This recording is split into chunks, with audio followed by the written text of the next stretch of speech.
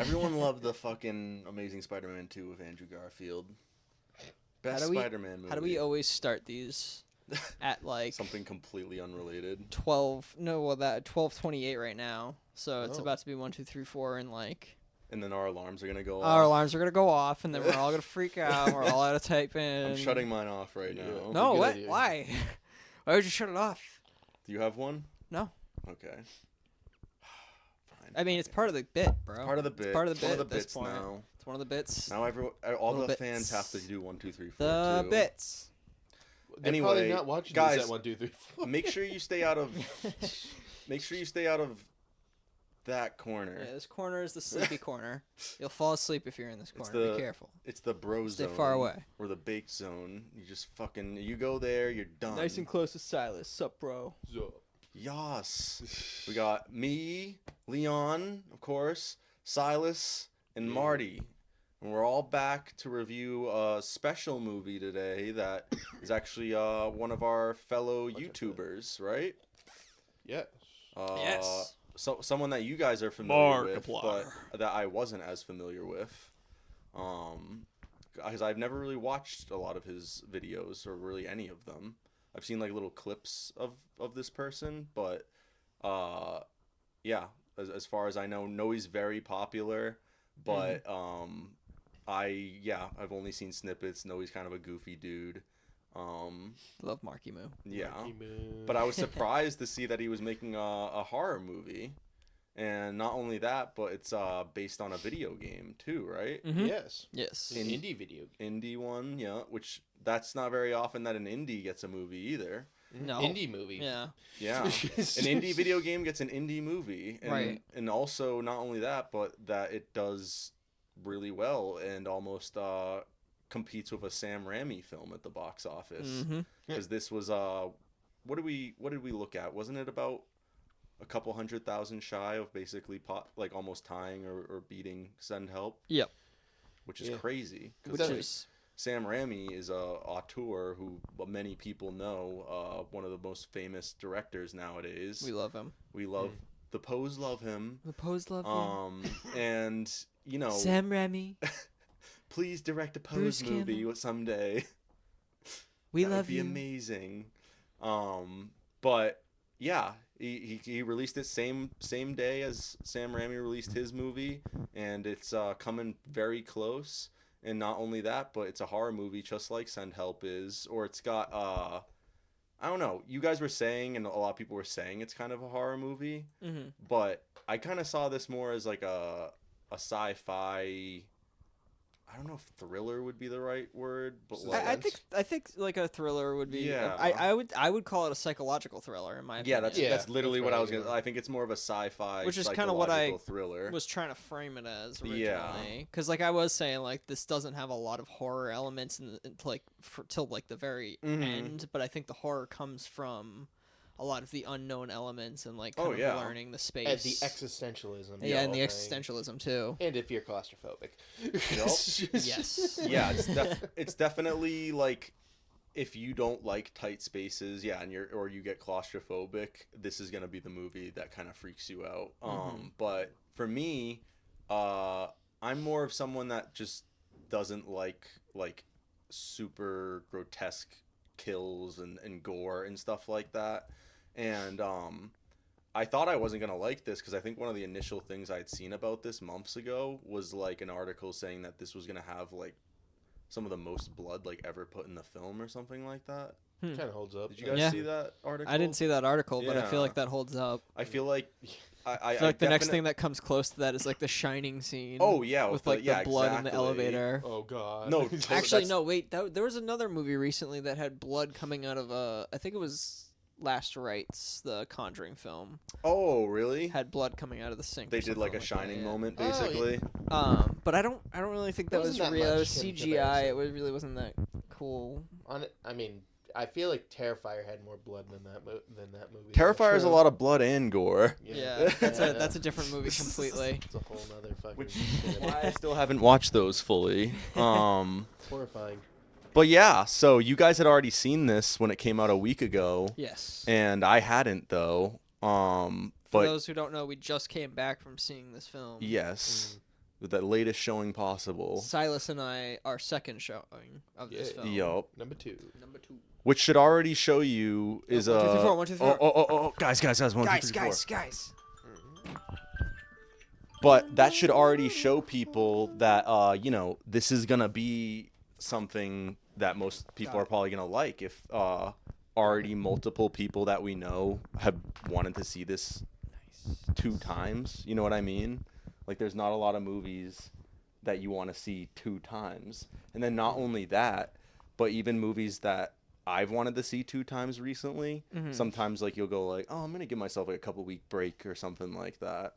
But like, what, you guys saw this Last week, 8 days ago, 8 days ago, right? Yeah, 6 Last or 7, Thursday or Friday? 8 days ago. What, we saw it, like, wasn't it the day it came out on Son Thursday, of a or was it bitch. the Friday after? What was it? Was it the Thursday it came out or the Friday after that? I think it was Friday. The Friday after? I think it was I Thursday. think it was a Thursday. You're right. I think it Yeah. was a Alright, so Thursday. yeah, we saw it the Thursday it came out. Then, Yo. I think because we got an early showing somehow through Fandango or something. Oh, nice. Sure, let's go with that. I thought so because I think the date that it officially came out was the 29th. I think it was just like the standard early access or whatever, like how we always go to like those Thursday premieres or whatever. But either way, you guys were the first ones to see this and saw the first showings that you could possibly see for this film. And then, like I said, wanted to see it a second time 8 days later. So I was like, all right, I guess I got to see this. And, you guys know my horror tastes and everything too. So you were kind of like, I think you could handle this and everything. Like, this isn't something that's going to freak you out too much or anything. So I was like, all right, I'll see it. Hey, good on me. It was the 29th. Nice. But it was something that, I went into, and it's definitely a slow burn. Yes, and absolutely. Not only that, but it's also, it's usually known in TV, but it's called a bottle episode. But it's basically when they run out of budget for like a season of a show, and they basically go like, we need to film like an episode basically like all in one location. Like we're basically, because sometimes like with seasons they'll be like, we ordered 20 episodes or whatever, and they're like, fuck, we're running out of budget. Like we need one episode just to be a bottle episode, I guess. And I think that there's some people that really like that, like really like the bottle episodes. Like a notorious bottle episode is the Fly episode from Breaking Bad. Yeah. Which is the lowest rated episode I think of the series. But I've seen that too. Yeah. And it's but that's slow. like still like a what is it, 7.9? Yeah, exactly. It's the lowest rated one, but it's 7.9 literally. It's like, holy shit, that's still pretty good. That's still pretty good for the lowest rated episode of Breaking Bad. And it's, obviously that's such a big show. I'm sure that's going to even go up eventually, because it's kind of debated with people too. Like some people say that's actually one of the best episodes, but then there's people that literally like hate that episode. So it's interesting, and this is a film, not an episode of a show, which, is usually 20, 40 minutes or whatever. So I was interested to see how they kind of achieved that instead of being 20, 40 minutes, but 2 hours, how well they were able to achieve that. And I thought, like, they did a really good job with it. Yeah. I think, like, towards the beginning and, like, maybe the middle, more towards the beginning, I think I was a little worried about the pacing and stuff. But then, like, I really started getting into this, and, like, by the time, like, you get to the end, like, this isn't a spoiler or anything, but, like, it's not, so I don't even know why I said that, but, like, you're really wondering, like, is this dude gonna survive? Like, is he gonna die? And, like, you really become invested in this whole story, because it's basically about this guy named Simon, who they call Convict, because he's a convict, and you don't know much about him. It's kind of also something where you start to learn more about the world and the characters as the movie progresses. Right. And I know there was exposition at the beginning that I kind of missed, but to me, that actually worked better, kind of like I said to you guys, because it's like, I walked in like what 30 seconds into the film or whatever. I went to go get a 10. soda or whatever. It was 30 seconds. Was it 30? Yeah. I feel like it was 10 seconds because he like missed like the first like line about like the sky, and then I missed the remember him sky. walking He also in. missed the start of the ascension, which was roughly about a minute. Okay.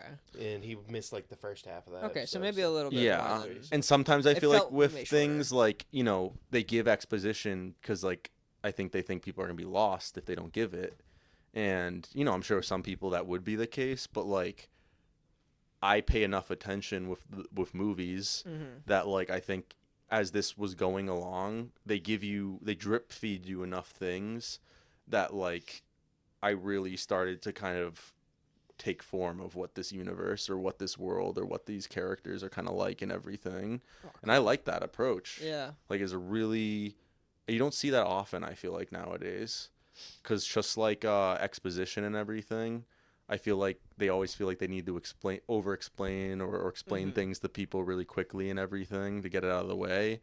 And this movie does not, besides that beginning that I kind of missed, seem like it has that problem or is concerned about that.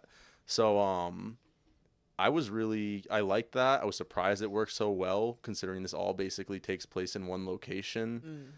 There's like one scene where they go kind of to a different location, but you're still inside. Yeah. You see a different location, but you're still inside. Oh, true. There's that too. Yeah.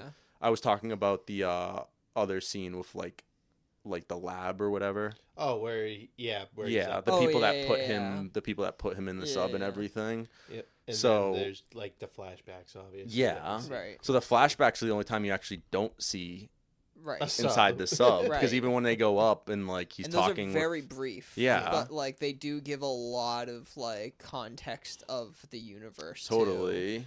Too. And to what you were saying too before, and that's kind of what I was kind of like saying last night before we went to go see this. Like I think we were talking about it. I was like, there's like two major points I feel like in the film that felt like they dragged to me a little bit, or they started to drag. Without going into them specifically, like you were saying, the spoiler too. moments. Yeah. But it was one of them the end.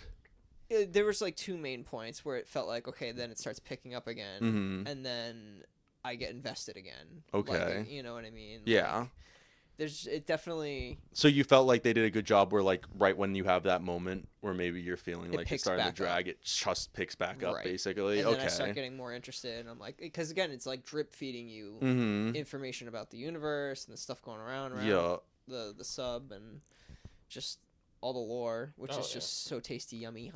Also, like since I don't know Markiplier, like I was saying, I was like, this is gonna be interesting because like. I wonder if I'm gonna go into this and like be like, man, everyone, that else that has seen this knows this guy or is a fan of this guy. Like, am I gonna be the one downer guy that kind of goes in there and is like, dude, that acting was shit. Like, what are you guys talking about or something? But he actually did a good job too. Yeah. And like, I think me not knowing him actually like. Allowed me to go, because like I was saying to you guys, like I'm sure there's some people that just love him so much they went into it and loved it. Yes. But then there's probably some people that love him so much they went into it and were like, this isn't Mark, or like this isn't, you know what I mean? Like, and just didn't like it almost because of how much they like him. So I think that was actually a good thing, like me not really knowing him. See, I see it the way of like I always just see what I mean, like at least at the start of the film, I definitely like see Markiplier. But by the end of the film, I don't see him. I see the convict. You see the Simon. And Simon. Yeah. Like that. I feel like his acting. Do you think that was almost intentional? I don't know. I don't think so. I think that's maybe. I think it's just he kind of became the character. Brain as I think he's just getting comfortable. It's his first. He got comfortable with the character, comfortable with the character. Yeah, I think he's just getting comfortable with the character, and like you find his, his groove, and like, or maybe I don't know. I think it's maybe me as a viewer, fan, as a fan too. Going into it and seeing. He could have been doing an amazing job, but like you need to get used to it almost at first. Yeah, like I said, deprograms your brain. Exactly. You have to deprogram your brain to see Markiplier and see as it keeps going. The character. And I think that definitely happens as the movie progresses. And if you're not like you said, you don't really watch Mark or haven't really watched Mark, so going into this, and that was something I was curious about last night too. I was like, I want to know what your perspective is going to be because you don't watch Mark. Oh. know what I was saying to him earlier though? Guess what actor he was reminding me of in this movie? And it's an actor we like though, not like so it's not like Jared Leto or like The Rock or something. That's good. that's what Silas said. He was like, "Please don't say Jared Leto." I was like, "No, yeah, what?" It'd make me sad if you were to say. Is it somebody who he looks like? Kind of a little bit, but more just like he sounded. He kind of sounded like him more. Huh. It's not John Bernthal, is it? No. No, okay. Keanu Reeves. Keanu Reeves, really? I was getting like Keanu vibes from him That's kind high of with praise. this. But I was actually saying to Silas, you know, I love Keanu Reeves. Like we all love Keanu Reeves. Doesn't like love Keanu? yeah. Hi Very Keanu. breathtaking. Keanu, we love you. Yeah, we love you, Keanu. And you're very talented. You're amazing. And when you try, you are also really talented. But I feel like with each of those John Wick movies, you're breathtaking. do you also feel like that with like each of those John Wick movies? Like it kind of just like you. I still love all of them. Like 4 might even be the best. But I was like, I remember with 4 being like, I feel like his acting is like really bad in this one. Really? Yeah. Oh, maybe. Because like also like remember have to he only had like 4 lines in the movie I only basically saw that movie too. once, so actually no, I've rewatched scenes multiple times. Scenes of it. But like But he like barely talks in it. Like he only has like 4 or 5 lines. Really? Yeah. Huh. So like I felt like Do you think that's like intentional? Like kind of I think it was. Well, like he's meant to be the quiet fucking killer type. Right. yeah. The So I think they professional who obviously doesn't used that to their advantage, like what he Right. just said. But then I think it was a little intentional, just with Keanu too, where they I because feel my like thought process is immediately I go to Willy's Wonderland with with Nick. Nick Nicolas Cage, Cage. just not saying a single word the whole movie. But yeah, I was getting like Keanu vibes almost from him. Like it was mainly like with Nice. not the look, but kind of the look, but like Yeah. mainly with his like voice. Like his voice almost like had a slight Keanu sound to Dang, it. wow. And nice. then where there's some certain scenes where like he has to act. He's not like Leonardo DiCaprio, or it wasn't like absolutely No. amazing, but I was actually like, wow, he's. You know, this was where I figured maybe it would be kind of cringe or like make or not break very kind of good. moment for the Yeah, film, for but I was sure. like, no, he's doing pretty good even during these parts too, or Yeah. whatever. Is there any and- particular moments that you, without spoiling, like Mm. that you felt like really shined the most, like beginning, middle, or end? The end. The end, yeah. But also, that's my biggest complaint Right. too. From like, And well, mine actually, that's too. not a a spoiler, lot of- really. yeah. So we actually can address this right now, but the end I think does a little bit too much of a shaky cam. It does. It does. And was It's there a any? little hard to tell, but I mean, again, you know, he is in a submarine that's being Yes. attacked. I guess I don't want to get. It was a too much stylistic information, choice and but everything. You know things what I are mean? happening, and like it's got to be And you also brought up a good point too, where it's like a lot of time I feel like they do that because like they're limited in Budgetary. the budget and Yeah. like they have to hide kind of certain things or Right. like whatever. So it's like I get it, and it But you know for that me as a viewer, it just Yeah. made me nauseous. literally. It and like it's hard to figure out what's going on, and like I could ultimately figure it out even after the first showing. Like I did kind of understand what was going on, and then after the second showing, it did confirm for me. Like It doesn't help either that the whole scene is basically just red. Yeah, to be that's at Yeah. that point. yeah, So it's It's is very harder to dark and notice. it's dark and it's red, like where Yeah. you can see things. And then Yeah. also there's some audio issues, yeah, we said there was some audio kind of issues with this at some points. which But also might have been intentional, and then also we just learned that was like that they had it originally for like what was Yeah. it, 7 or seven, like, 6 or yeah. 7 mm. speakers. All right, kill Shut Marty. The hell up. Shut the hell up, You Marty. start wrapping the mics around your neck. I'm gonna blast you with a rage. It's like I'm this- sorry, it's late. There's gonna be about 6 or 7 more of those, My guys, brain's just so you been know. rotted. God damn it. Silas just walks out of the Yeah, room. old I'm Yeller fucking me. done. I hate being the old one here. But what point were we just talking about? Oh, the speakers. So it seems almost from what we were kind of told and everything, I could be wrong about this, but it almost sounded kind of like a did you guys ever hear about that when like Hateful Eight came out? It came out at the same time as Star Wars The Force Awakens. And basically Tarantino had that date set for a while first. Oh yes, And I do then remember Star this. Wars was like, oh no, we're deciding to release it on this day now. Yeah. And then of course, that made- the theater can pick, which one they want Yeah. to show. But then basically Disney like grabbed everyone by the nuts because they were just like, well, if you don't show it in your premium format for 2 weeks, you can't show our movie at all. So basically, like, of course, all the theaters are like, well, it's fucking Star Wars, so like, yeah, we're gonna put Star Wars in like RPX and IMAX and all that sort of stuff. So I could be completely wrong, but it's almost sounding like that was kind of the situation with this, because like we were saying, this released the same day as Send Help, and that's currently in like RPX and premium formats and stuff. Yeah. And my guess is that like they were saying, this is done so well, but I think they were also expecting that it was going to be maybe shown in more of those premium formats where, like, you know, the speakers and the surround sound and everything is definitely more improved. Yeah, they had like 7 to 8 like audio like things that they said they instead needed. of like the standard amount, which affects how it sounds and everything, and like that effect of like feeling like it's all around you and everything. And I was gonna say too, this viewing was not as like the audio was different than the last first viewing. one. The viewing that we saw first time, Was it I better? felt was way better. Really? Even though it was still was hard to like. Was it just quieter this time? It was a lot quieter, I think. At least for me, like I felt like it was a little bit quieter. It feels like there was like some stuff missing too, a little bit more. That too.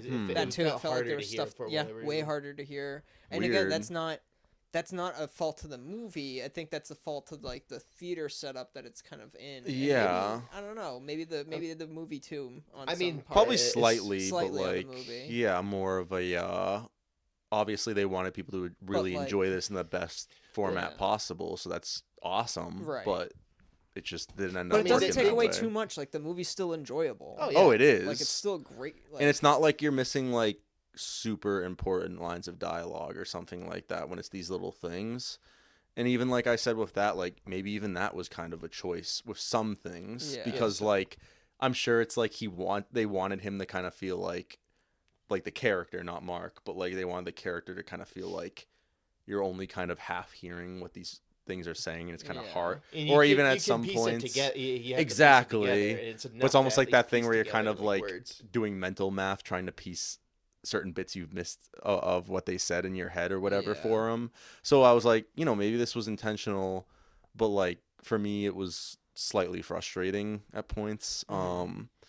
But like you said, like maybe at home release with captions, that's gonna be you know captions like if home release or like you know digital release or streaming, or if he gets a streaming deal or whatever the situation is, however he goes about it. The caption cut will be my favorite cut because I will actually be able to understand everything that's happening. Yeah, I mean it's also the fact that I'm not gonna lie, this movie apparently had like some controversy behind it. Where really, like a bunch of like for example, a lot of those movie websites actually decide not to have it at all advertised and not even show it for the longest time. Why? It feels like the odds because it's an indie film, or odds are stacked against some people them. Or they just thought it was gonna do shit because it's an indie film. No. I mean, like for the seams of it, a lot of them. Some people say it's just the spitefulness that very you see spiteful. from fucking these people. It's not a Hollywood movie, so fuck you. Okay. It's not like a. That I could definitely see too. It was pulling teeth. It seemed like to get to the point where he was, able to put so many theaters with the film. Like he had to work really hard to get it to the point it is. Yeah. And then like what we saw the other day, the fucking critics rated it for some reason low. Remember we were IGN gave it a 4.5 out of 10. Like a 3 or a 4, right? It was a 4. It was a straight up. It was a straight up 4, just straight 4 out of 10. Yeah. No. And Metacritic did. I love the comments on that too. The said comments roasting it. And I love how it's just like that guy. I don't think this is a perfect movie, but it's definitely not a failure. It's not a perfect movie. Yeah. There's tons of flaws, as we've already discussed. Yeah. But like you said, it's not a failure by any means. I think this is by far a very big success and a win for not only like Markiplier, but also like indie films as a whole, and like I look at Bruce Campbell, he appreciated it. Yeah, we love you, Bruce. I mean, Ash Williams. I had more fun with this movie than a lot of movies that we've been seeing. I'm not gonna lie. Yeah, seriously. A lot of those big stars or big fucking product movies, and then this one that only had like a budget of $3 million. I was just gonna ask you guys that. Do you know how much it cost to make? Okay, that shit made of his last own I checked of his own money over $20 million. But from what I understand. So basically, it's made like almost. It's gonna make like 10 times its budget at least. It sounds like. Very, but probably more. Yeah, I haven't checked this. Last time I checked, That's it was like over 7 times. Because it seems like this already at that it point. seems like it's easily on track to make like 30 million. If it's already made like 25 or whatever. Yeah. And it's, only been in theaters for a week or two or a week and a half or whatever at this point. It is. Or sorry, a week and one day. It's been in very theaters impressive. for this point. Didn't we find out like it's only staying for one more week or something like that? Really? I thought it's that kind was of the a reason limited we engagement. were rushing it, like type of thing. No, that was that was Silent Hill. I'm not talking about Silent Hill. I'm pretty sure we were talking about the I was saying at that time too. It was, but that was shit. That was also shit. It was with that one though, because like that was the last day we could possibly see it. Yeah. But I don't know about Iron Lung. It's possible because like we were saying, it's indie and yeah, who knows how much longer the theaters are not the standard Hollywood film. So keep it in. I mean, like again, I was kind of surprised by the crowd that was there tonight. We had not like a ton of people, but like how was the crowd when you first saw it? Pretty decent. Actually, it was a good amount. There was a good amount of people. It was more than this time. Not like a full theater, but like it was almost full. Yeah, it was almost full. You could tell a lot of them were actually also Markiplier fans. Yeah, there's people laughing and like Nice. So yeah, there's a lot of good fans there and like YouTubers got star fame. Yeah. I feel like there's like slight comedy with this too. Oh, totally. Like there's a lot of fucks that are kind of funny in this and stuff too. That's his favorite word in this film. Yeah. And honestly, I love it because like all the deliveries of that were pretty funny. Yeah, it was either funny or relatable or both. It's just accurate to be honest. But there's some. It's not someone who's just saying fuck for the fuck. Yeah. It's a guy for saying it like we do. I'm not gonna lie. It's basically the modern young adult fucking language of saying fuck in any bad situation. Trapped in a sub at the bottom of a rickety ass sub that he has no idea how to pilot. Yeah. At the bottom of a blood ocean on a freaking barren moon in the end of the world. Yeah. Or the end of the universe, as we know it. Yo. And you're the only hope. So it's just like. Obi-Wan Kenobi.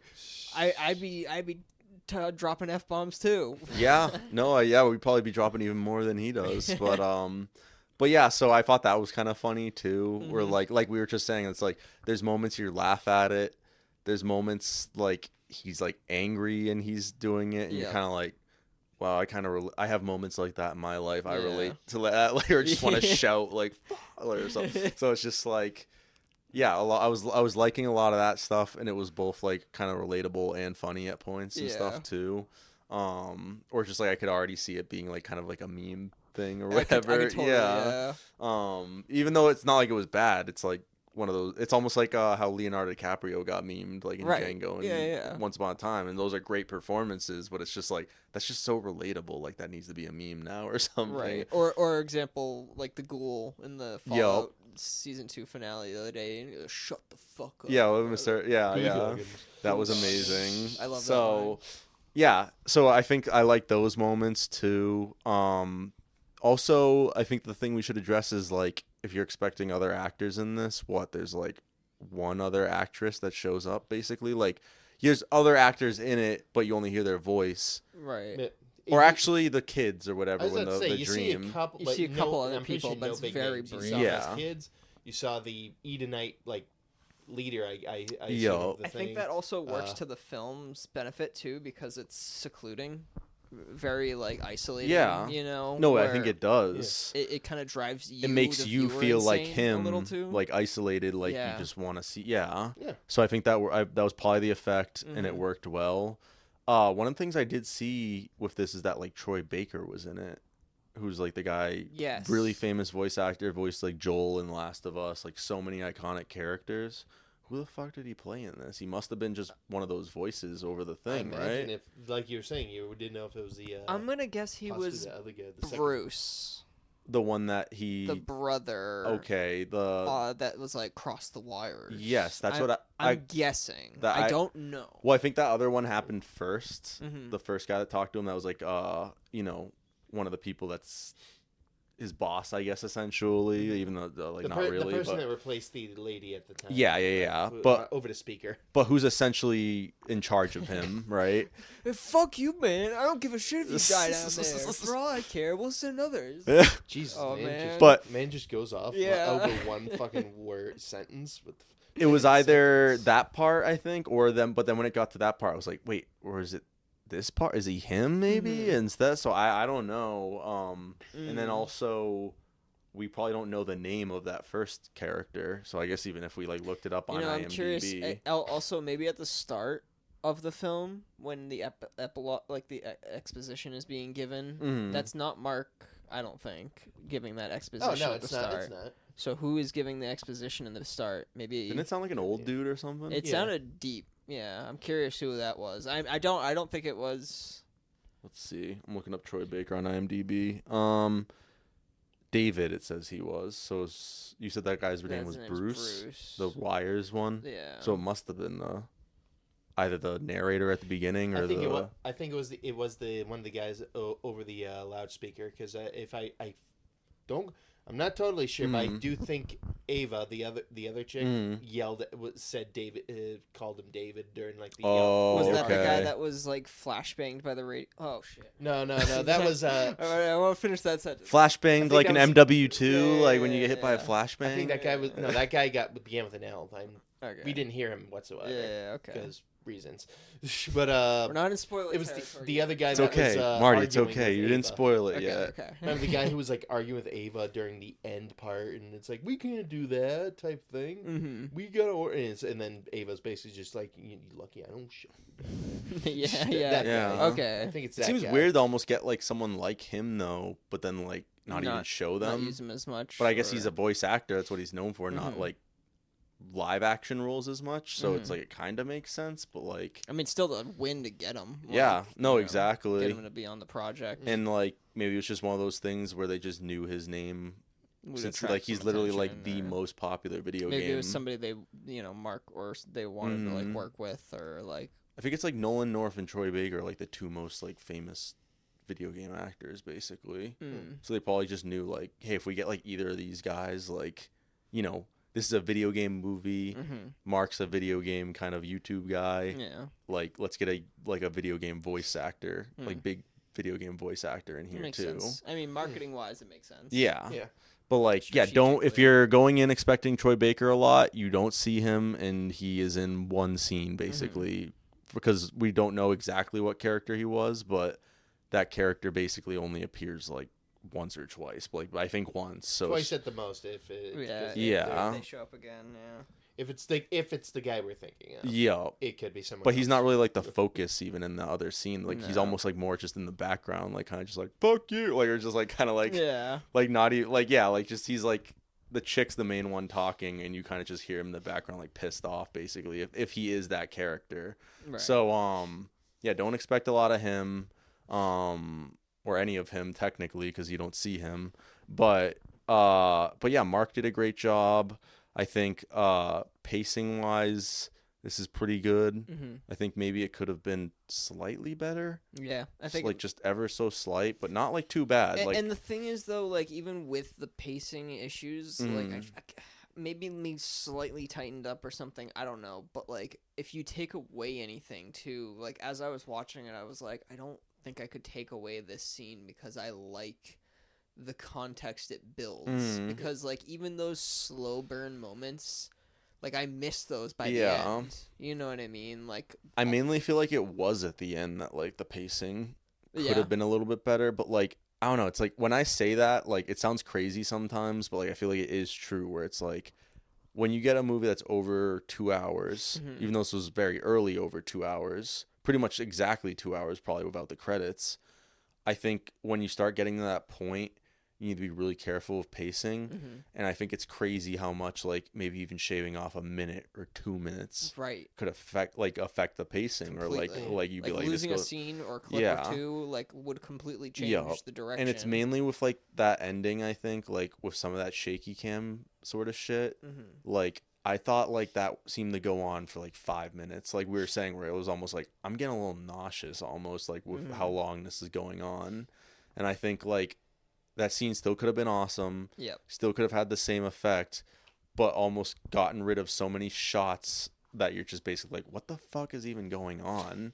And it would have had the same effect and not made you feel nauseous, or it wouldn't be something I'm kind of complaining about right now. But I don't know, some people like that, like the Crank movies or whatever, Jason Statham, and like they're like known for like having like shaky cam and like stuff. Like some movies are just known for that, and some people like that. But I just was not a fan of that, and it was not in any of the rest of the films. So I was like, why are they doing it now? I wonder too if like the shaky cam would be better on a smaller screen. Probably. Because I think the bigger screen makes me nauseous. Yes. And I think it like because you're trying to focus in the middle, but then when you watch it on a smaller screen, you can actually see everything. No, I think you're right. I think that's gonna change. That's a good point scene for me when I rewatch it later. That's honestly a good point. Because I think another movie I think of when I think of that, which this is like one of the worst offenders, is like Ghost Rider 2 with Nick Cage. That had so much shaky cam. I was like, I remember like seeing it with my dad back in the day, and like I was young, like a youngling. Where like I didn't complain or have many complaints about movies. Like it was just kind of like, oh, superhero movie, I love it. Padawan. Like, and I just remember thinking, even when I was young, like this shaking cam is terrible. Like holy shit, I can't even tell what's going on with the action or just anything. Like so. Yeah, once again, also a very dark one too. Well, during a lot of those. Exactly. So when things are like dark and like things are shaking and stuff, it's like I can't tell what's going on right now. It just there's too much loss of like the scene. I feel like we're losing the composition too much. Yeah. And that was actually I hadn't told you guys this yet, and once again probably going to be another thing that some people had no problem with, but like I also felt like the lighting could have been slightly better. Like ever so slight. Like I know they want it to be dark. I think you're right, but also that theater I think was also the issue as well there. And like and I hate to keep saying that it's a theater. Yeah. That was the issue. But in the first viewing, I felt like I saw way more than I did the second viewing. I feel like the like room was like brighter than it. Weirdly enough, or like the screen was like. Could it be something like kind of like how I've said to you guys before, like. It was like where like I feel like sometimes the theater we go to like doesn't have like 4K like cameras for or projectors for some of the theaters yet or something. I will say I do think the quality of the video entirely in this new in the one we just saw wasn't as good as the first time. Yeah, the first one was way. So I think it might be that a much more satisfying viewing in my opinion. It's probably that some of the projectors just they haven't upgraded yet, and that and then mix that with.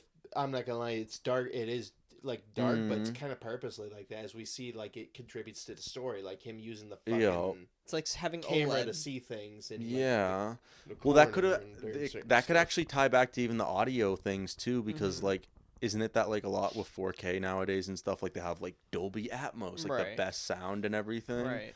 But that's usually only with the 4K. So if they have this projector that's only showing it in HD.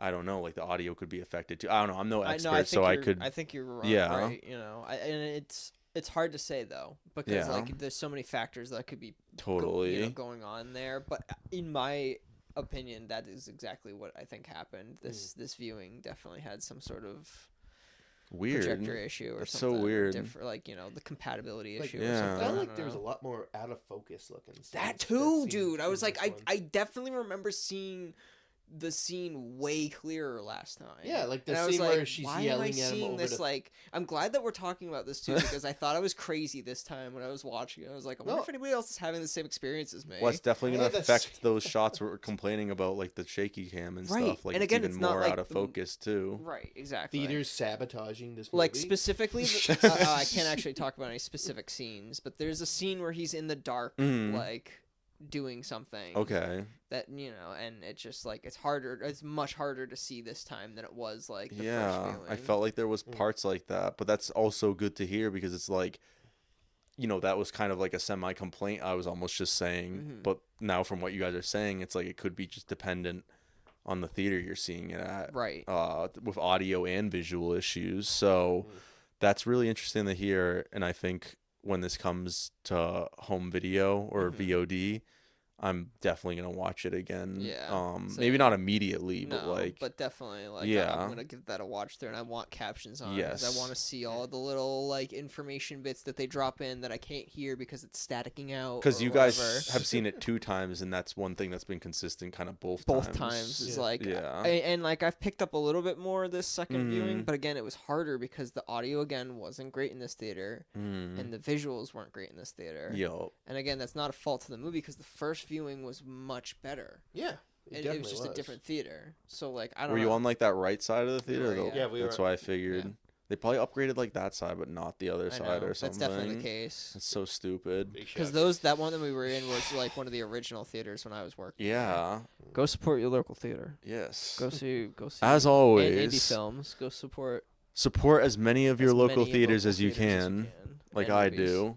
I go to Regal. I go to Plymouth Cinema. I try to go to as many as I can recently because also sometimes there's certain theaters that just will still be showing this movie, but this one doesn't have it anymore and stuff like that too. So it's hey, I'm gonna try to go to as many as I can. You know what I mean? Yeah. But was there any other things we want to talk about in terms of non-spoiler things? How did you guys think about the music and directing? The music and that sort of really stuff? good at some points. I feel like I don't know. There's kind of a lack of it, right? There's a bit of a lack of it, but then there is subtle. Yeah, it's subtle. It builds, but does build for the moment. It does when he's cranking or fucking just cranking up the sound, right, moving. You can hear it going up a little bit more to show the suspense. Or comedically too. Sometimes there's a moment where he's doing something and then it goes silent and it cuts back and he's just No, it's crazy. This is almost gonna sound like a complaint, but I didn't notice anything with the soundtrack. But I think it's because you're saying, it's subtle. Yeah. And they really blend it into what's going on. I think I definitely noticed it more the second time, and again that I don't know if that was me maybe just hearing it more the second time or not or just blended in the first time more or less, but. No, I definitely know. I see what you're saying for sure. And he wrote and directed this, right? Yep. So directed and produced it, basically. Oh wow. So what did you think about the writing and directing? Since we didn't really talk about that.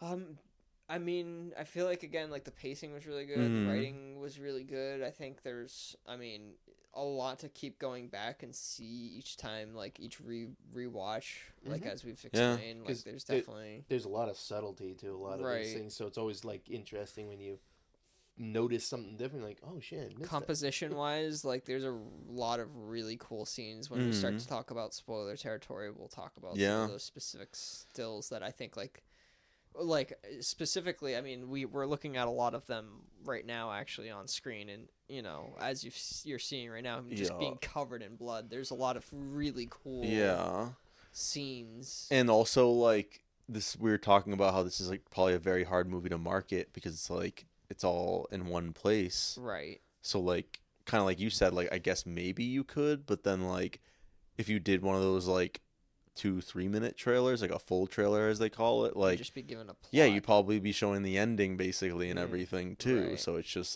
how do you navigate your way kind of around that? Right. So I think this is definitely a good teaser for it, of kind of what you're getting yourself into a little bit, but also at the same time maybe it's a little misleading because people might be thinking this is going to be super gory. Yeah. And there's really, we said, it's super kind of bloody, more not it's very bloody, but not very much gore besides maybe one scene, right? Towards the end. Yeah. And even that I don't know. Yeah, exactly. It was very more bloody, but you're just seeing little bits of exactly stuff. It's definitely body horror type stuff, a little bit, but not too it starts heavy. To bring that element light. Even into it. It's diet body horror. Yes. Diet body horror. Yes. And even but that's good for me. I don't like body horror type. No, I don't usually stuff. either. That's so, I think the kind of usually Together, that movie Together that came out recently, where the two people. Oh fuse, yeah. Not my thing. I know. I don't do that kind of. I don't. That's not my stuff. Yeah. No. Or substance or whatever. No.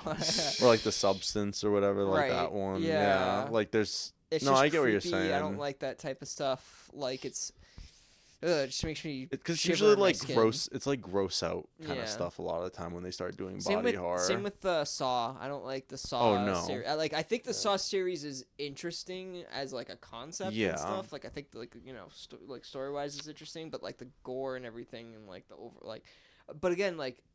What I love about those series, even though I don't like them personally, like they're not my cup of tea. Yeah. I think that like again, the makeup and props and like the design of and having those things be practical and like actually creating. Clearly, they're scenes, doing a good job if they're making us not want to fucking yeah, exactly. And that's a similar thing with a lot of these films, and even this film too, where they do sell the kind of situations that he kind of finds himself in. Gore wise, even though that's light, like it really does like feel like I jump in my skin kind of a little bit when I see it happen every time because I'm just like, ow, that had to have hurt. Yeah. And like if this is R, is it really? Yeah, because all the fucks. Oh, okay. Yeah. I honestly didn't know that. Well, but the amount of fucks I makes get. sense. Well, I'm not surprised. Like you kind of like weren't sure what the rating was because that's what I was just about to say. Is like. If they hadn't have all the fucks in this, I think this totally could have been PG-13. Yeah. I wouldn't have expected it to be R, honestly. So it's just like, it's a, even though this is kind of a little baked because like you're probably not gonna be able to see it anyway if you're young and you're not 17 yet. I think this is like a great like kind of light, like an entryway horror film for people too. Like where like oh totally yeah. Like if like we said it's only got horror kind of elements, it's more of a sci-fi kind of psychological thriller, right? But like sometimes those things that only have horror elements, they're not like full on horror, are like the perfect things to kind of show people that are getting in the horror for the first time. And I think this does what like a lot of old good horror films do. Like Shining is like psychological kind of, you know what I mean? And totally. like it's not about gore, there's blood in it just like this, but like, and that's the fun element I love. Like I love dissecting like because even our friend Lindsay was mentioning kind of like a few topics, and I guess we'll talk about them in spoiler territory, but like there's a few things that they were talking about and I was like, I don't know what he was implying with that. Like that's a good like I wonder what the hell was that, like, what was going on with that scene. And because it doesn't tell you specifically, it doesn't hold your hand, it doesn't explain things to you, it shows a lot of stuff to you throughout this movie, and it's up to the viewer to kind of like pay attention and piece the puzzle together as you're watching it. And if you're paying attention through the whole 2 hours, you will get a lot of the story, and there's a lot going on.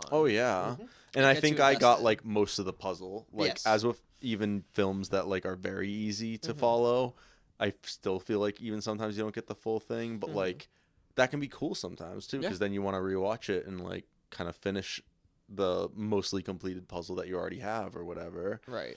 Unless you get a movie like Tenet, where like I just watched it a second time and I'm like, I'm more confused now. We don't talk about Tenet. We don't talk about that. But spoiled it territory? Yes, please. Yes. Let's do it. You've been all right, guys. Warned. You've been warned. Spoiled it territory. So get the fuck out if you don't want to be spoiled. But otherwise, sit your ass down and it's spoilers time. Yeah. All right. So what are we getting into first? All right. So this takes place in a fucking the galaxy out. In the future, humans have apparently at some point in 2300-ish area of colonizing space, obviously, or doing their thing, and at some point it goes dark. Everything, all habitable planets disappear. All suns gone. The only remnant they really see of the suns are the distant light, which is a real ghost space light. thing, like ghost lights, where because stars take like I love that phrase. So many years for their light to get to us, so they're seeing remnants of like old lights from the sun, and then as it slowly starts disappearing and gets darker, basically. Okay. But basically, and then of course, basically there's only the Earth stations and fucking the Martian station and the Earth stations. So kind of like well, in this universe, not everything's dead, but kind of like an Aliens sort of thing, where like people are living in like ships and stuff in space now, even too. Yeah, I mean, all habitable planets are gone, but the space stations remain. Yeah, those are the last places left. Yes. Yeah, so that's the only difference. And one of them, the most biggest one, just exploded, right? Yeah. Thanks to some Martian rebel people, extremists that decided to blow it up, and Marky Moo is part of them. Marky Moo plays. We almost forgot to address the mysterious moons that show up that have oceans of blood in them. Yeah, which is where this takes place, right? There's the one that's the important. There's actually 2 blood moons. Yeah, moons with like the blood oceans on them. And he's on one of them, right? And the one that we're on is the more important one. Okay. The other one was, I think, investigated, and I don't remember what happened with that. I think it wasn't really. I don't think it's really addressed. Honestly, it's only mentioned. But it led them to this one, I guess, and this one is the one that had. And that one wasn't made of, and I guess we'll spoil it now. The blood is human. Human blood. It's human blood. Yes. Well, there's something else going on with it too, because like it fucking makes you like boils and like literally like fucking like is like acid, like where it starts like disintegrating your skin and shit too. There's been a couple of theories about that. First of all, eldritch entity that's taken out. Seems to be in the. Is it that it's like some sort of thing where it's almost like ancient blood or something, and that's why? Or like it's the teasing away of the like some god figure that's basically doing its thing and finding its way to fuck your day up. Yeah. Thing, obviously, and then there's like the concept of apparently he might also be getting super radiated because that's how the camera works, and in the manual it says that. I was actually thinking that throughout it. Because there's a part in this, that was the part that you thought you almost spoiled earlier, but you didn't say radiation, so I was like, no, we're good. Irradiated. But I almost said it. When he's freaking out and he's up there talking to the like his people in charge of him, basically. Yep. He like starts freaking out because he's like, we're gonna send you back down, like fuck you, dude, and like he's basically like, what the fuck, like and like starts hitting the like photo thing, like just to take a photo or get their attention. Or he was just like freaking out, kind of. It's probably just he's sealed in there. There's not much he can do, so he just like does the only thing he kind of can do almost in a way too. Because he starts with like kind of like messing with all the controls and like getting overwhelmed and like getting mad and like yelling and stuff. I mean, as you do, you kind of want to get the fuck out of that thing. Right, as you do. Yeah, he's like kind of panicking and yelling and screaming and pressing all the buttons. Yeah, and he runs up and slams it. And then I love like the little build up. Because, like, it's just, you hear it, like, kind of, like, start to boop, boop, boop, boop. Like, fuck! And then you... I think his name is Larry. Got a fucking face full of it. Full of radiation. I love the still image you see, like, come up on the screen for, like, the second or two that, like, it shows, like, kind of the skeletons of all of them. Yeah. Like, they're just staring directly into it. It's but like, basically, he, like, fucks those people over because, basically just did some Chernobyl shit to them and fucking gave them massive rads. Massive blast of radiation. Yeah. Especially when you got where humanity's dying and shit like that. Yeah. There's not many of them left. You can say sorry to my tumors. Like, bro. Fuck, how do I respond to that? How do I say sorry to that? There is like a scene where remember the guy when he's going down after that whole Ava obviously getting pissed that he did that. Mm-hmm. Yeah. And the guy does explain like it shouldn't have happened anyway, but I guess we hooked up the camera. Yeah, they didn't even mean to happen. Like the guy that was he was explaining like apparently they just hooked it up wrong or which you see a lot in this is fucking people just hooking shit up. Yeah. They literally because the plot, I guess, is the SM-8, which is the sub that he eventually comes across in the story.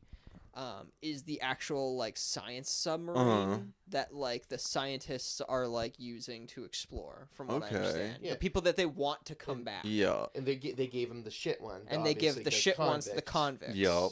But the one that shit actually survived, and the SM-8 got fucking destroyed and totaled. So now they literally are only relying on the Iron Lung to basically go down and do these expeditions. It's the only one left. Because it's the only one left. Yeah, and because fuck this guy, we don't care if he dies. Yeah. Which makes sense due to the fact that, well, they don't have any really resources. As they say, all their resources are coming from the satellites. Right. Or from the space station, not the satellites. Right. Because whatever they have Earth's left. gone, Mars is gone, the last tree is gone. Oof. Yeah.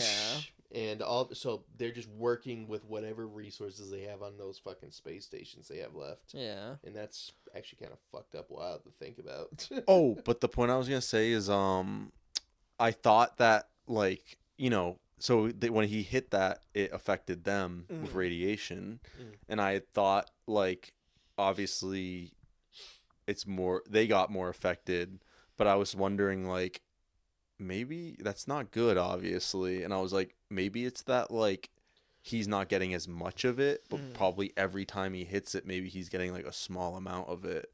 Well, they do because it's just so powerful. They do confirm that he is getting radiated. Yeah. In the manual. When he in the manual, it literally says like something along the lines of like warning, radiation. Still use at your discretion or something like that. And meanwhile, he's then he started coughing up blood at one point too. So I was like he was doing it like sure clockwork though. He was literally hitting it all the time. And the guy on the radio too was like, "Nah, you're inside the hull. It's fine." But like we said, like not it's a super exposition heavy thing where they tell you that at some point. Like you kind of have to pick up on that, right? Yeah, you have to like kind of read into this. You have to. And that's one thing why you start seeing, I think, market like fucking deteriorating in this movie. Yeah. As well as probably as it might be hinted, the CO2 filter they probably didn't put in there, so he's probably getting a good load of CO2 poisoning. And that was the part of the ending that I really liked. Like when it started filling up with blood, and then like I said, I didn't know if he's gonna live or die. Yeah. And it really became this thing of like, holy shit, like. This is getting tense and like is he gonna live, is he gonna die, like the stakes are high and like this thing's filling up and like he's almost like basically done though and everything, like so like I didn't know, and I really liked the aspects where, you know, he's getting hit by the blood and like it's just starting to like deteriorate parts of him and everything. You can literally see it melting his yeah, exactly. And it almost places. takes like a minute or two for it to start really affecting you in that way too, right? Yeah. So it's almost like at first when it happens you're just like, oh, blood. Yeah. But then like over time it literally starts just like kind of getting increasingly worse. So is it that if you like wipe it off you're basically good?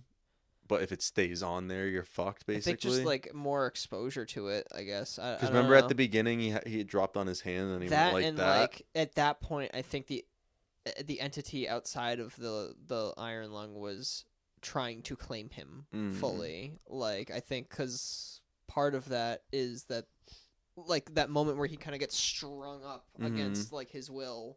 Like, his arms kind of get stuck against, like, the two pipings. Yeah. Like, in the second viewing this time, it's very violent how his second arm goes up. Like, it literally is the entity almost, like, telepathically, like, literally stringing him up and, like... Well, know what I was wondering with that? Like, was that entity, like, telepathic, like, moving the blood and shit, too? I don't know. See, that's a lot I think that was, like, a shaky cam fucking thing where I couldn't tell if that was what was happening or not, but I feel like I kind of saw, like... bits of blood moving and all that sort of stuff, and I was like, huh. One thing I did notice more of actually too during like this entity, you know, where he's talking to the SM-8, what he thinks is the SM-8 crew, basically explaining or telling him all this stuff through the radio, and then if you notice, the light on the radio actually doesn't light up when it's talking to him. Yeah. So it's kind of giving those hints too that he's like getting it from he's kind of hearing it in his head rather than through the radio. Yeah, I love the shift too when it switches from the radio to his head and like the audio kind of changes where it, like the static goes away and it's like you hear it sounds more like it's in his head and like in his head and echoing, and I'm like, oh, I love that transition of like effect on like the audio there, because it just really sells like this, like it almost confirms to the audience without saying it. Now it is telepathic, you know what I mean? Or it's like in his head specifically. Exactly. And as I also like, is the entity basically feels like something that's trying to create as much dread and like basically preys on Mark, steal his soul. Yeah, preys on Mark's like mind in a way where Mark feels guilty. Doesn't like he's struggling with even the really wanting to survive. Honestly, at times where he's like feeling so much. He's getting fucked over, obviously, by these people, by this entity, and it's like preying upon that, especially when he's talking to what he thinks is the SMA crew, and stuff like that, and you're hearing bits of it where it's almost like hearing his desperation, and eventually to the point where it just tries to expose him to the thing, and that's why at the end, like you're hearing it yelling at him, basically insulting, like. The fuck do you mean? You deserve this. You deserve to die, Mark. Yeah. You deserve to die in this. And, it's trying to convince him, even though at that point he's like, well, it's like the moment he decides to fully, like, just do the mission and do this thing purely out of spite against the entity. And the entity's just like, well, fuck you, dude. I'm going to fucking what does he call himself? Or what do they call him? His like title that he has that he calls himself at the end. The Butcher. The Butcher. Yeah. In which you hear from it seems like he has a dark fucking past. Right. Yeah. Based on the Edenite.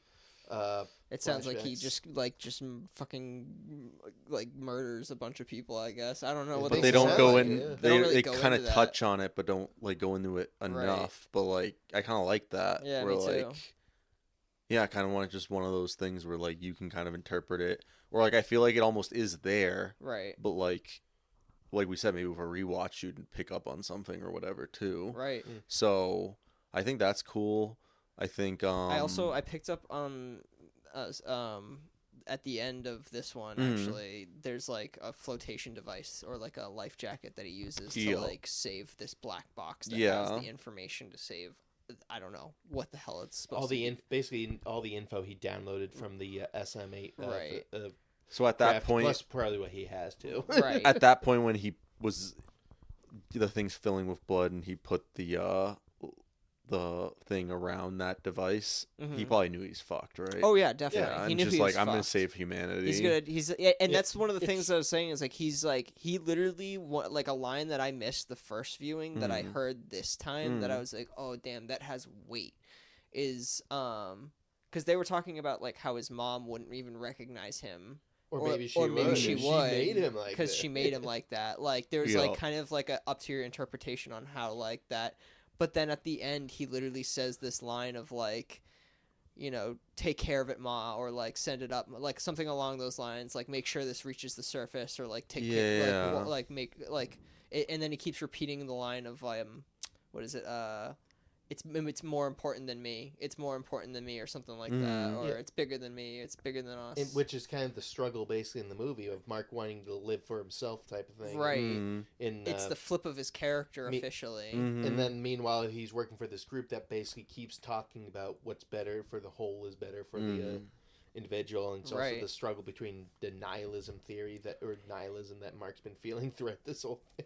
The entity keeps pushing. So cool, like and I liked all of that. Like that are like things that like I pick up on the second viewing. I'm like, whoa, like the context just grows. Yeah, like the thing is, this wouldn't even like theoretically be the thing that saves humanity, or it's the entities doesn't want humanity to see the light anymore. And it's basically kind of sounding like it's describing it doesn't want humanity to like have any idea what light used to be like, the real light or hope and stuff. Yes, because it's trying to take away hope, that. Okay, it's basically saying that hope is what drives humans forward. So that's what I was gonna to get rid of that hope. For I was gonna bring that up. Actually, I was gonna say I didn't know entirely what its goals were, like the entity. Yeah, and like that's kind of like a theory I almost kind of had, because like. I think that's a very strong theory. Yeah.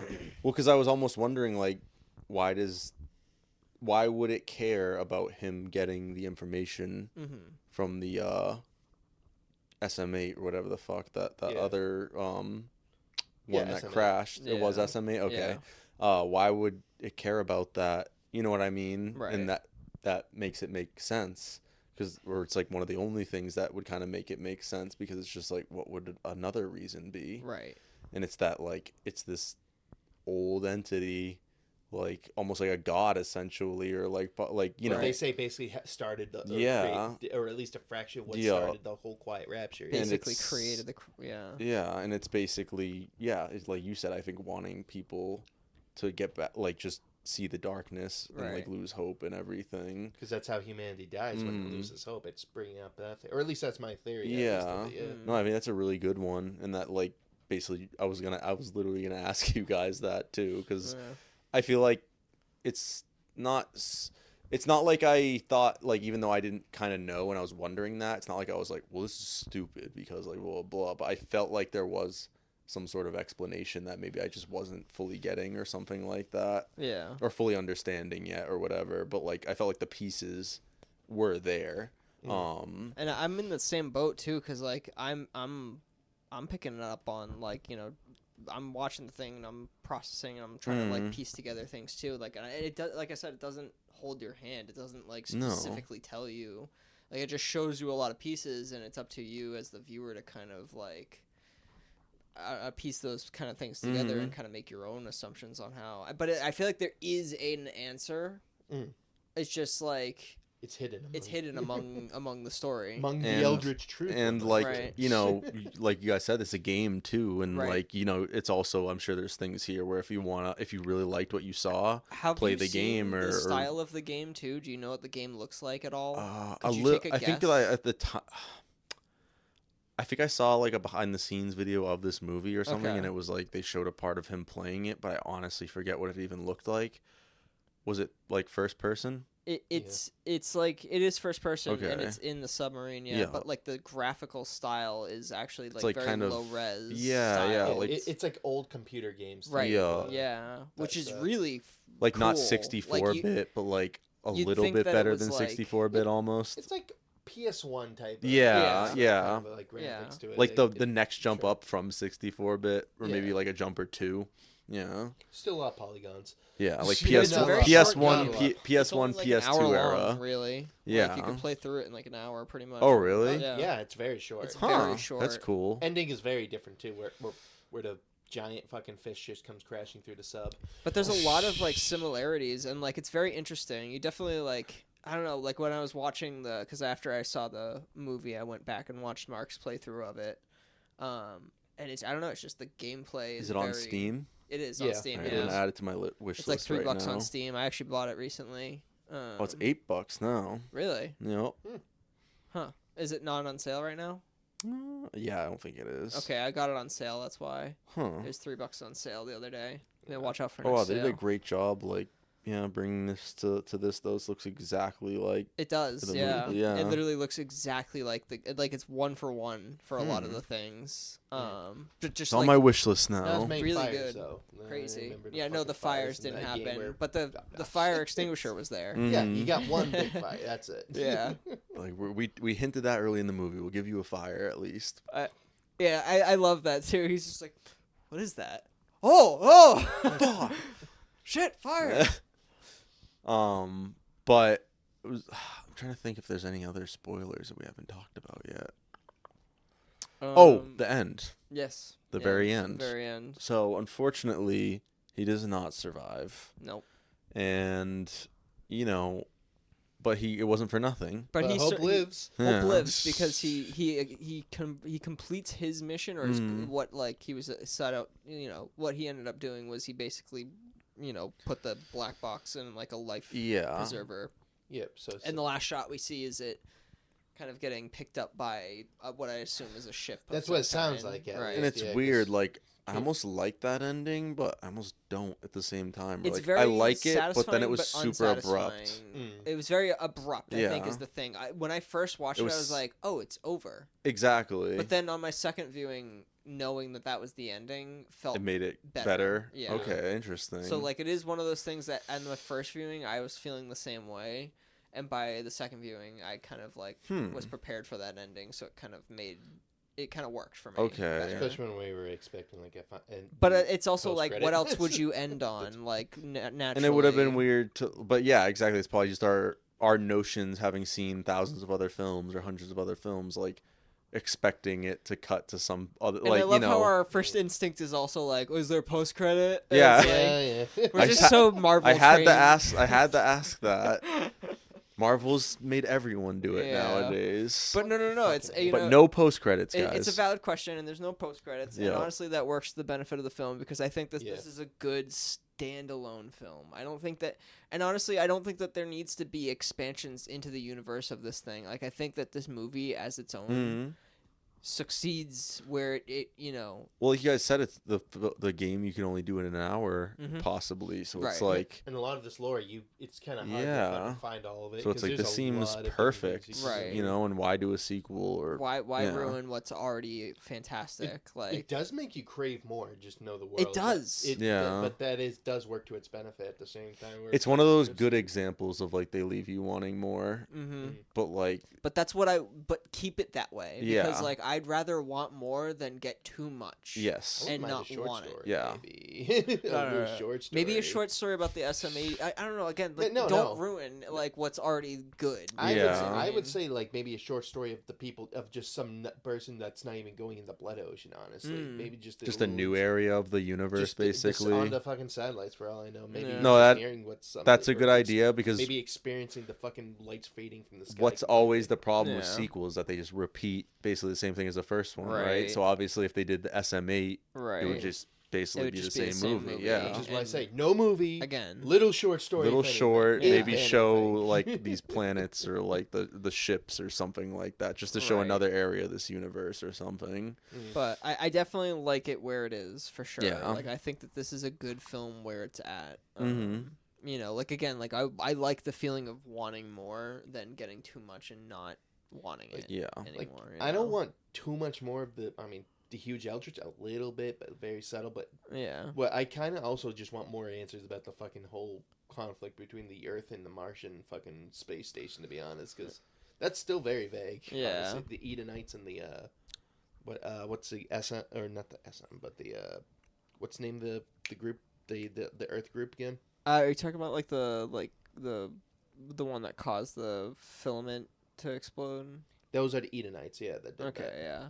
I'm talking Because about. that is something I was kind of curious about too. Was like the anarchist group or whatever they Yeah, are. yeah. I want to know what They the don't really heck's their go into motivation. that at all, really. I But imagine Yeah. it's like some weird extremist. right, cult I'm type kind of thing curious that are, what their like, separatist motivation from Earth. was. Like Yeah. what, and he keeps saying too. It's like that's not how it was supposed to go down. Like I wonder what went wrong mm-hmm. and why he fell to the blame of the whole situation. Like I'm kind of curious, and I wonder if like with subtitles or like captions, you know what I mean? If Like it clears any of that if up. that clears up at all, Yeah. because there's a lot of like static in those messages, and that's a lot of the lore parts. Or the scene where he's hearing all the voices and Right, stuff like right. that. It could be that something maybe flashbacks and there stuff. clears it up like who's slightly. that guy that like looks at him And then when the he- fire and comes the or fire whatever. comes and Yeah. explodes. Like what the hell was up with whoa? Like I don't even know. Or Like, I what can't was tell or you. why did he or why did he have that memento? Like I I'm guessing like that was having connected questions, though. to something from his past. Yeah. Well, You know. Right. As they say, the guy from Edenite in one of the flashbacks was talking about. I don't know, man. I'm just the one who crosses the wires, which is the same fucking letter you get from in the letter when he opens the panel and it says to cross the wires. Yeah. I want to make a point to mention as well that I love the line when he first crosses those wires. There's a voice message that plays from a guy, that like, and that dialogue is directly from the game. It's actually a piece of paper that you find on the ground in the ship. Oh, that's As you neat. pick up the piece of paper, and it reads was. everything that guy said in that Wow. in that dialogue line, word for word, is exactly where So he's like, very I'm faithful. gonna die Very in this faithful. like thing on the bottom of the ocean, and like this is gonna be my independence, and like they're gonna get their whatever, I'm gonna get my freedom. And like, that's what I'm saying. Why the entity kind of lures him into that panel to read that letter, just so it can fucking put that into Mark's head, Right. or Mark's, to make him despair. yeah, to show more despair and to basically to make him try and not do what the group wants and this Just give organization up. do. I think Yeah, it's, basically. I think it's a very like to be super true to the game, to the way it was. Absolutely. I That think, definitely is. and like, dude, this is a really good like. I don't know what the hell they call it, but like a translation, I guess, between game to movie format. And we've talked about that with many things, like There's with been a lot Fallout of the those other day, recently, like right, how with sometimes Fallout. there's certain aspects that work really well in live action, Right. then there's other things where you're like, okay, like, but you know, Things if that work they and some things that just exactly, don't. and Like then Borderlands. that, but yeah, exactly, which I didn't hate, but it definitely has a lot of I problems. was not a big fan of Borderlands, but Yeah. I'm a hater. I think there's so many like worse video game movies, but it's definitely like a mediocre one. Yeah. But like this is a good one. Yeah. And very it's good an one. indie game, but it's a video game movie, and it's a good one. So like, Oh, yeah. I'm glad we're just getting good video game adaptations recently. Same, You yeah. know, well, they kind of fucked up Last of Us, but Well, yeah. first season was amazing. Yep. But you know, with Fallout, both seasons of that have been good. With this, it's been really good. Mm-hmm. We're getting plenty of others this year. It sounds like We'll see how Mortal Kombat does. yeah, Mortal Kombat 2 And then God of and War. Tomb Raider and God of Tomb War. yeah, So Tomb Raider, Oh, yeah. jeez. they just announced a Baldur's Gate 3 And HBO my show question yesterday. my question Yeah. honestly is like, I guess this is a totally unrelated topic, but Mhm. like, when does like the video game adaptation become the new superhero fatigue? Oh, it is. You know what I mean? Well, That's- like, It begins. People have talked about how that's basically the new video or superhero movie, Right. like how those popped off. mhm. What do you, Now it's like superhero or god damn it. Yeah, Now it's I know what video you mean. game movies time, you know, where Yeah, like yeah. what do you there's so expect? many of them. Hollywood's so creatively They're bankrupt on Yes. ideas for sure. We also So forgot easily. a Mario Galaxy movie or whatever, which, you know, there's that coming out too. So I like, mean, the movies are those. Some of them are really Mm. decent, and I'm curious when it's gonna be slop. not just slop, but There's like too many of these, them, and yeah. it becomes fatigued. Yeah. you know what I mean. well, luckily the good thing about it is like, you know, 'Cause we with got too many Sonic, and we superhero got, like- movies, it ends up being that Marvel's like Sonic was doing too great, much of though. themselves. But at least with video game movies, it's like, well, you can have 100 of them come out in 1 year, Mhm. but you know, one's a kids movie like Mario. This is for adults. Mhm. With this, or it's hard. You know, it's so many different genres and things you can do, which you can also do with superhero movies. But then, as we know, superhero movies, especially Marvel or DC, they try to connect them too. Yeah. So like, it also has that advantage where it's like, well, none of these have to connect.